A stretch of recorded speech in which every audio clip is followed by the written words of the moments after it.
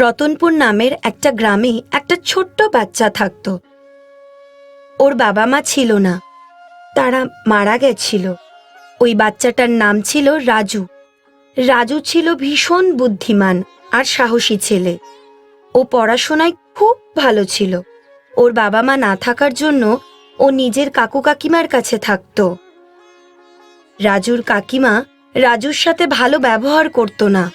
সে কথায় কথায় রাজুকে বকাবকি করত আর মারত। রাজু শুধু লুকিয়ে লুকিয়ে কাঁদত আর নিজের বাবা মায়ের কথা মনে করত। রাজুর কাকু শহরে থাকত আর শহরের নামকরা উকিল ছিল।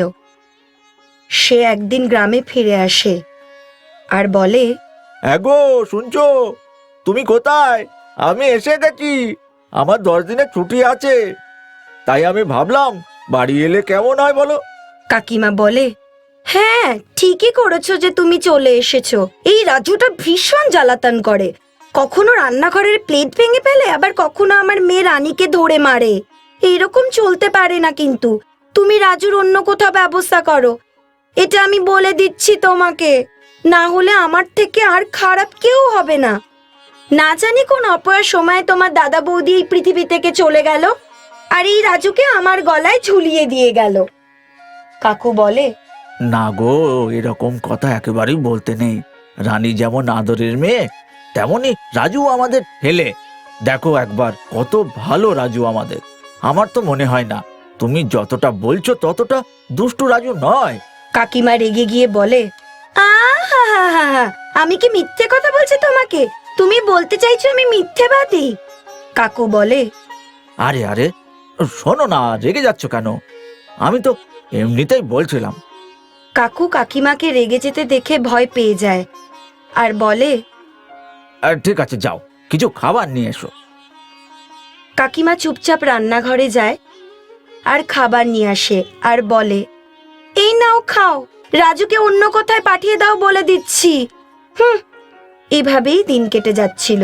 কাকিমা রাজুকে রোজ রোজ ভালো মন্দ বলতো আর মারতো। কাকু চুপচাপ সব দেখতো, কিন্তু ভয়ে বউকে কিছু বলতো না।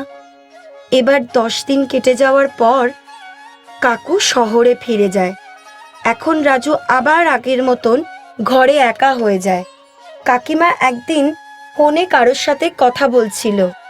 হ্যাঁ, আমার কাছে একটা বাচ্চা ছেলে আছে, দেখতে খুবই সুন্দর।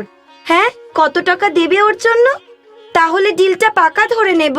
এভাবে কাকিমা কারোর সাথে ফোনে কথা বলছিল, যারা বাচ্চা কেনে আর তাদের দিয়ে ভিক্ষা করায়। এরকম দলের সাথে কথা বলছিল কাকিমা। পরের দিন সকালে কাকিমা রাজুকে ভালো করে সাজিয়ে গুছিয়ে তৈরি করে আর ওকে ক্ষীর বানিয়েও দেয়। রাজু ভাবে, আগে তো কাকিমা আমাকে মারতো, আমার উপর চিৎকার করতো, কিন্তু আজ ওনার কি হলো? ভাবে যে হয়তো কাকিমা আমাকে ভালোবাসে, উনি তো এখনো রেগে গিয়ে আমাকে মারতো বকতো। তারপর কাকিমা বলে, রাজু ঘুরতে যাবি? আমার আজ ঘুরতে যাব মামার বাড়িতে। তুই বলতিস না যে কখনো মামার বাড়িতে নিয়ে যাও না, তাহলে চল আজ নিয়ে যাব, আর তোর মামার সাথেও দেখা করে আসব। রাজু ভীষণ খুশি হয়। ও ভাবে রাজু আমাকে ঘুরতে নিয়ে যাবে কাকিমা, আর বলে, ঠিক আছে কাকিমা। তারপর ওরা স্টেশনে পৌঁছে যায় আর কানপুরের ট্রেনে উঠে পড়ে। রাজু যখন ট্রেনের ভেতর থেকে বাইরের দৃশ্য দেখে তখন খুব খুশি হয়। কাকিমাও মনে মনে খুব খুশি হচ্ছিল, আজ এই আপদটার থেকে ছাড়া পাবো। আর কিছুক্ষণ পর ট্রেন কানপুরে পৌঁছে যায়। কাকিমা বলে, নামো এবার ট্রেন থেকে। তারপর ওরা রিকশায় বসে ঘন্টা ঘরে পৌঁছে যায়। সেখানে একজন লোক দাঁড়িয়েছিল, তার হাতে একটা ব্যাগ ছিল। ওই লোকটা দেখতে খুবই ভয়ঙ্কর ছিল। কাকিমা রাজুকে ওই লোকটার কাছে নিয়ে যায় আর বলে, রাজু, এ হলো তোমার মামা, এখন তুমি ওর সাথেই থাকবে, তাই? এই কথা বলে কাকিমা রাজুকে ওর হাতে দিয়ে দেয় আর তার বদলে ওর টাকা ভর্তি ব্যাগটা নিয়ে নেয়। রাজু খুব কান্নাকাটি করে, কাকুতি মিনতি করে, কিন্তু ওর কান্না শোনার মতো সেখানে কেউ ছিল না। তারপর হঠাৎ করে একটা গাড়ি আসে আর তাতে ওই লোকটা রাজুকে বসায় আর নিজেও বসে। কিছুক্ষণের মধ্যেই গাড়িটা চলে যায় আর কাকিমাও বাড়ি ফিরে আসে আর বলে, যাক, সমস্যা মিটে গেল, আজ বাড়িতে খুব ভালো করে শান্তিতে থাকতে পারবো। রানী জিজ্ঞাসা করে, মা, রাজু দাদা কোথায়? তখন মা বলে, ভুলে যাও ওকে, ও আমাদের ফেলে পালিয়ে গেছে। ওদিকে রাজুকে ওই লোকটা কাজে লাগিয়ে দেয়। রাজু প্রতিদিন ভিক্ষা করে, কখনো ট্রেনে, কখনো রাস্তার ধারে, কখনো কোনো বাড়ির বাইরে, আর ভিক্ষায় পাওয়া টাকা ওই লোকটাকে নিয়ে নেয়। একদিন রাজু ভিক্ষা করছিল আর অতিরিক্ত গরম পড়ার কারণে ও অজ্ঞান হয়ে যায়। তখন রমন নামের একজন ব্যক্তি রাজুকে জল খাওয়ায় আর রাজুর জ্ঞান ফেরার পর তাকে ধন্যবাদ জানায়, বলে, ভগবান তোমার ভালো করুক। তখন রমন বলে, মনে তো হচ্ছে তুমি ভালো ঘরের ছেলে, কিন্তু ভিক্ষা কেন করছো? রাজু কাঁদতে থাকে আর নিজের সমস্ত গল্প তাকে বলে। ওই লোকটা ওকে কিছু টাকা দেয় আর নিজের ঠিকানা দেয়। বাবু, তুমি এই ঠিকানায় চলে এসো, আমি তোমাকে কাজ দিয়ে দেব। রাজু বলে, ধন্যবাদ স্যার। তার পরের দিন রাজু সকাল 10টায় রমনের বাড়ি যায়। রমন বলে, আরে রাজু, তুমি এসো। বাবু, তুমি একটা কাজ করো, গিয়ে তুমি স্নান করে নাও আর জামা কাপড় চেঞ্জ করে নাও। রাজু জামা কাপড় চেঞ্জ করে আসে। তুমি কি পড়াশুনো জানো কিছু? রাজু বলে, হ্যাঁ। তারপর রমন কিছু প্রশ্ন করে আর রাজু ঠিক ঠিক উত্তর দিয়ে দেয়। ঠিক আছে, আমার চিনির ফ্যাক্টরি আছে, তাতে তোমাকে কাজ দিচ্ছি, 4000 টাকা মাইনে দেবো। রাজু বলে, ঠিক আছে। আর রাজু প্রচুর কাজ করে, পরিশ্রম করে আর তার সাথে পড়াশোনাও করে। ওদিকে ওর কাকু বাড়ি ফিরে আসে। তারপর কাকিমাকে বলে, রাজুকে দেখতে পাচ্ছি না, কোথায় ও? তারপর কাকিমা বলে, ও তো কবেই বাড়ি ছেড়ে চলে গেছে। কাকু বলে, তোমার জন্যই এইসব হয়েছে হয়তো। তুমি দিন রাত ওকে বকাবকি করতে আর মারতে, ভালো মন্দ বলতে, তাই তো ও চলে গেছে। আমি রাজুকে খুঁজতে যাচ্ছি এক্ষুনি। তারপর কাকু রাজুকে খুঁজতে বেরিয়ে পড়ে আর ওকে সব জায়গায় খোঁজে, কখনো ট্রেনে, কখনো বাসে, কখনো রাস্তায়, কিন্তু রাজুকে কোথাও খুঁজে পায় না। রাজু খুব পরিশ্রম করত আর মন দিয়ে পড়াশোনাও করত। ওর পরিশ্রম আর মনোযোগের ফল পেল। ও একজন ভালো আর সৎ পুলিশওয়ালা তৈরি হলো।